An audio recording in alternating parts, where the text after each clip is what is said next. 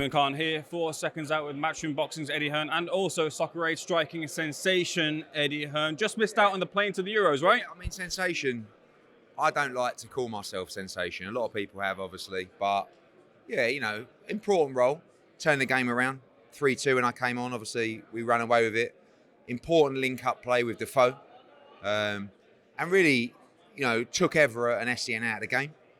But I like to play. I like your glasses, by the way. Appreciate it, Eddie. I'll give you the tip of the glasses after this interview. Give me the tip, though. Who are you favouring in the main event between Danny versus Cash? 50-50 fight, if there was one. The two, I love the card, top to bottom, but the two main fights, I think, are pure 50-50 fights.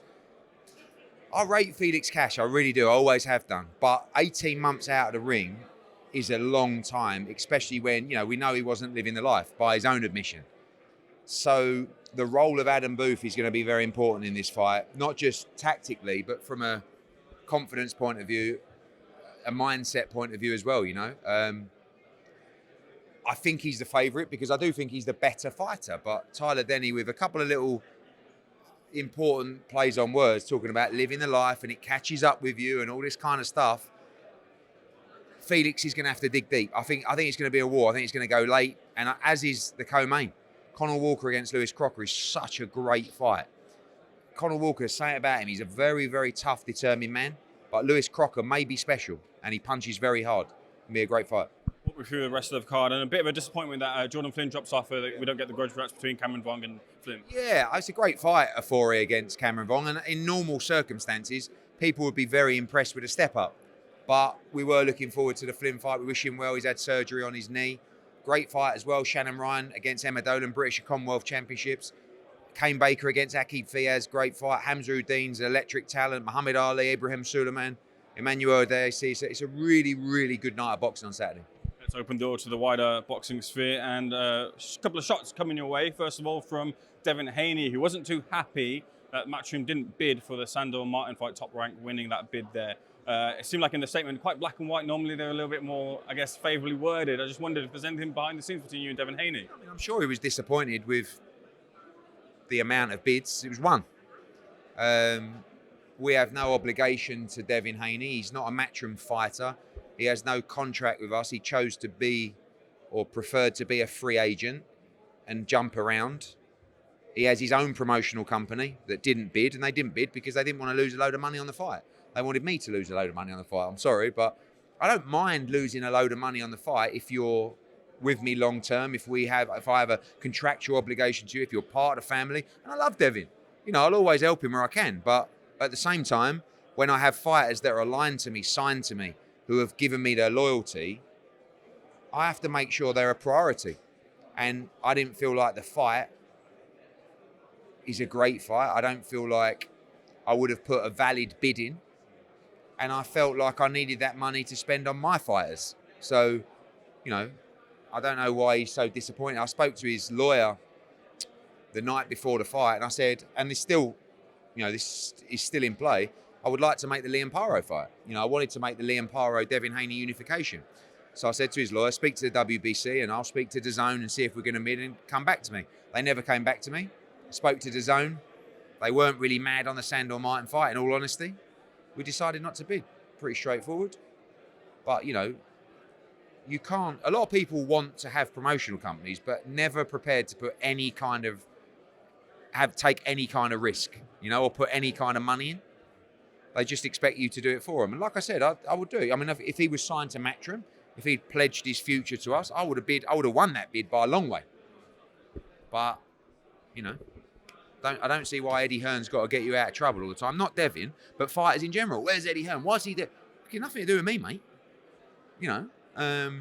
But I think it's the right... I've said it before. I quite like the fight for Devin to come back to, and I think he should take it. Like, he's going to moan about the money, but you know, he suffered a defeat. But I am going to try and make the Liam Paro fight as well. So we'll see what happens. Don't know how fruitful that will be, considering Haney suggesting he'll retire and wait out Brian Garcia. Yeah. I don't know. Fucking social media is mad, isn't it? You know, I read it lately, I'm just thinking, I got to come off this. It's full of absolute bullshit. Everyone's got opinions. I mean, I listen to Ryan Garcia's social media. I've got to block him. I mean, it's just like, everyone's crazy. But yeah, I think Devin should fight Sandor Martin. I mean, how long has it been now since the fight? 2 months? 8 weeks? Should be getting back in camp, you know. But I would like to make the Paro fight. We're looking at a big homecoming fight for Paro in October. I would quite like it to be Devin Haney. We're expecting some news soon regarding Anthony Joshua, and it's believed to be that the front runners are Joe Parker, Zhilei Zhang, and Daniel Dubois. Are there any other possibilities of runners for the Joshua fight? I could never rule anything out, but right now we're pretty focused on, you know, certainly Daniel Dubois for the IBF world title. I mean, that's really the aim of Anthony Joshua, is to fight for the world heavyweight title ASAP. The only one of those names that you mentioned that could throw up that opportunity is Daniel Dubois with the IBF.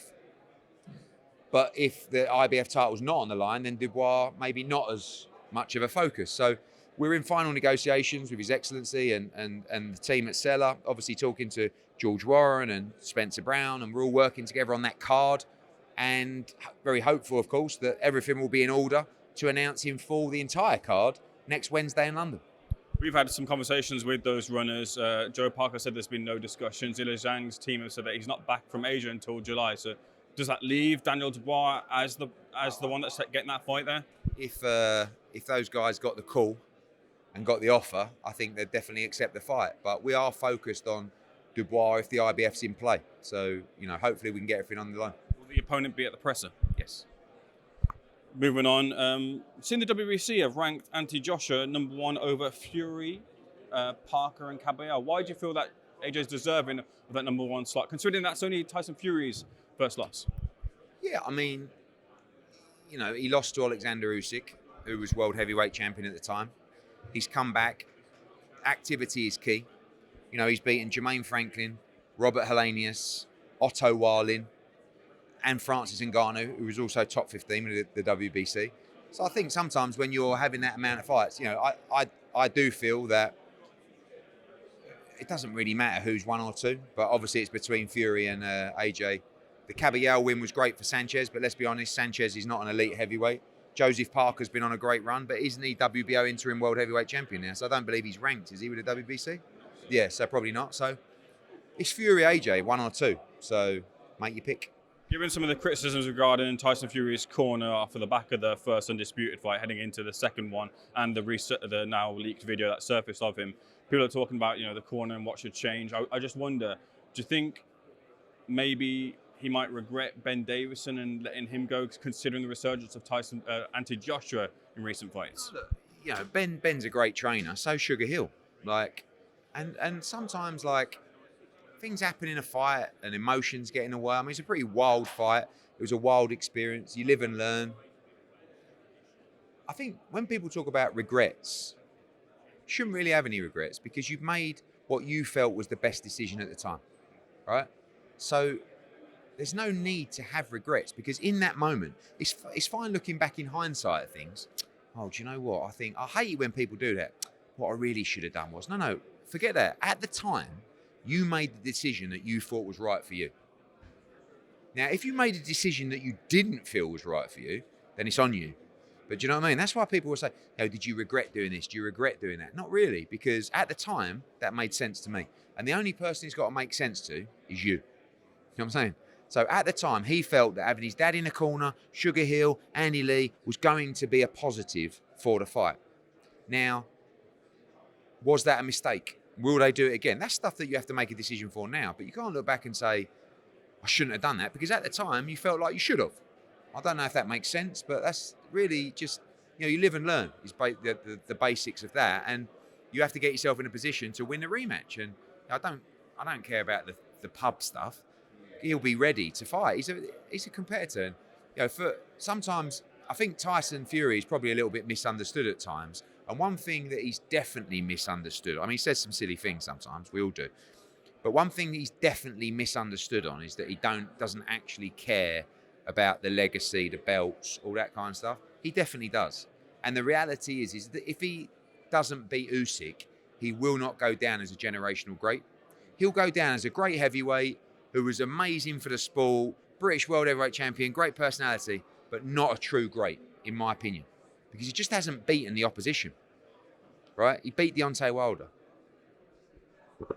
Where's the other elite guys that he beat?